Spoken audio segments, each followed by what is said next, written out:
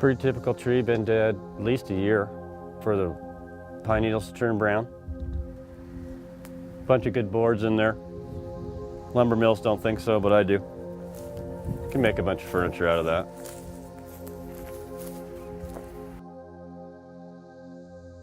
This program is a short look at the salvage and use of dead pine trees that have been killed by the mountain pine beetle here in southwest Montana. The problem of forest die-offs on the North American continent, in the western United States, and here in Montana by the unprecedented spread of this naturally occurring insect started in earnest about 12 years ago. An illustration of the magnitude of the issue here in Montana is this Forest Service map showing the cumulative progressive pine beetle forest mortality in the 11-year period from 1999 through 2010. In this program, we will examine some common misconceptions about the salvage and use of these dead trees as a resource, and take a look at a company that is doing just that here in southwest Montana. Beetlekill Boards is a local Bozeman company turning this untapped resource into high-quality Montana-made furniture, doors, wainscoting, and a wide variety of other building products. The continued reclamation of beetle-killed pine creates added value to locally sourced materials, advancing the concept of sustainable building practices, and providing a direct economic and environmental benefit to our community. My name's Diana Six, and I work at the University of Montana, and I'm in the Department of Ecosystem and Conservation Sciences.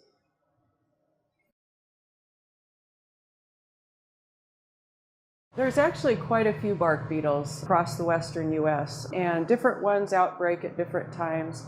Right now, it's really the mountain pine beetle that is the primary problem. These are bark beetles right here. You can see they're really, really small. That really surprises a lot of people because they don't expect something so tiny to be able to kill so many trees.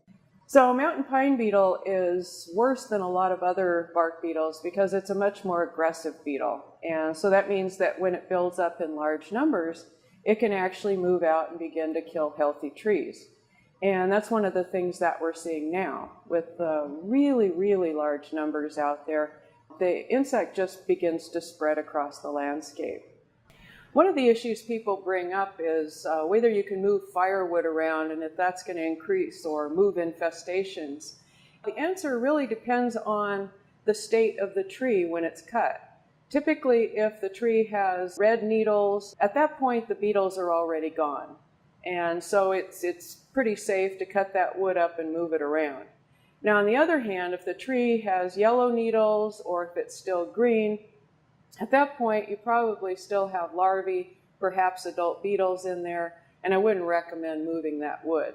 But typically people are going to cut the drier red trees, and that doesn't pose any real sort of a problem.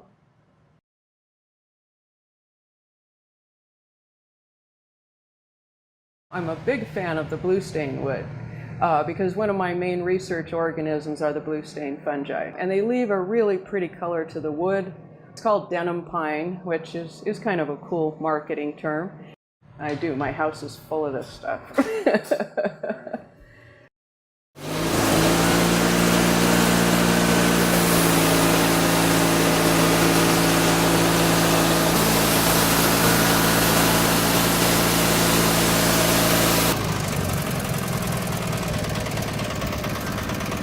Every time I cut open a log like this, it's always a surprise, and some of them are really beautiful, like this one. I mean, look at this grain.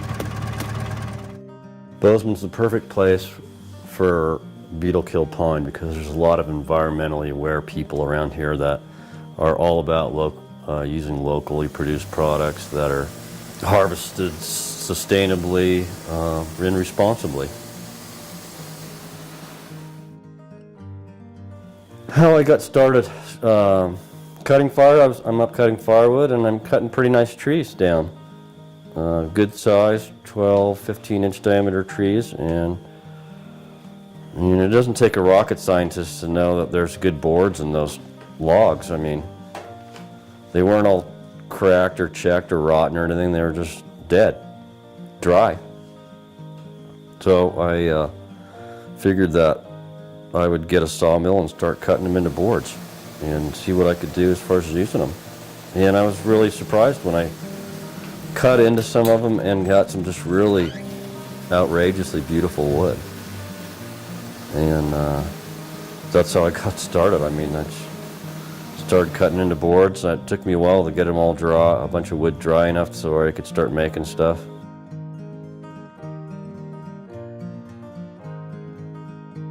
Well, every log's different. You can see from the end grain the color in the log. You can't really tell what it's going to look like till you really cut a board, cut a flat on the side of the log. Look at that. Is that pretty or what? I cut for the blue. I keep spinning the log around and just cut all the nice faces off of it. It's the clearest wood's by the outside of the log, and that's where all the color is, and you know. But yeah, sometimes it's hard to just figure out what do you want to cut, you know. I am stoked about it when I even when I just go out to the barn and pick some lumber out for a project, and then come in and send it through the planer. It comes out, and yeah, it's exotic looking. I mean, some of it's really, really spectacular. I'm getting my trees up by Bridger Bowl in the Bridger Mountains, right below Bridger Bowl. A friend of mine, Ed Amende, is helping me. Been taking these Beetlekill trees out for 10 years and finally we got a place to put them and make good use of them. Depending on what I'm making, I'm looking for boards that are going to look good on the piece, and I try to put the good looking gray boards, blue boards on the outside of a piece of furniture or on the top, and it gives it a really unique look. There's nothing else like it out there. I think you'd be hard pressed to even kind of fake it, you know, what this stuff looks like.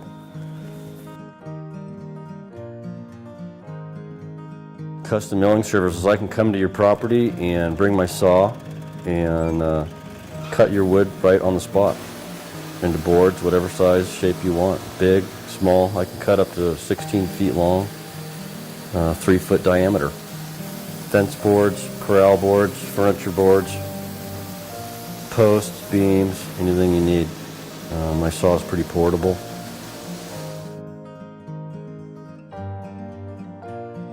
Well, that's what'll happen. Consumers will become part of the solution when they use some of this wood that's grown locally and harvested locally by local people.